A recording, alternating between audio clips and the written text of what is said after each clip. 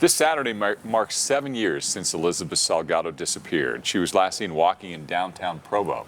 Her remains were found 3 years later, several miles away in Hobble Creek Canyon. Scott McCain visited the site and is live with the latest on the unsolved homicide investigation. Good morning, Scott. Yeah, good morning, guys. And needless to say, this has been a heartbreaking time for those close to Elizabeth, her parents in particular, who still live in Mexico, but others that she knew and a few relatives here in the state of Utah.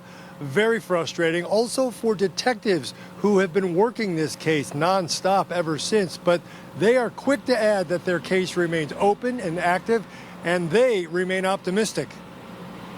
For 3 years, Provo police investigated Elizabeth Salgado's disappearance as a missing persons case. Then, in 2018, and completely by accident, a man stumbled across her skeletal remains lying in this remote wooded area of Hobble Creek Canyon. Provo police did a monumental amount of work on the case before her remains were found. But since the site is in Utah County, the sheriff's department took over the case and has been working it as a homicide since 2018. The discovery allowed detectives to positively identify them as belonging to Elizabeth, but not much else. There were some clothing items there, but they were degraded as well. And so getting evidence that will be able to steer you in a certain direction is difficult. And it's been a very long process over the last now almost 4 years since her remains were found. Elizabeth had been in the U.S. less than 3 weeks before she disappeared. Detectives say they've interviewed and re-interviewed the small number of people she met during that brief period. They've also worked with forensic experts to extract as much evidence as possible from her remains.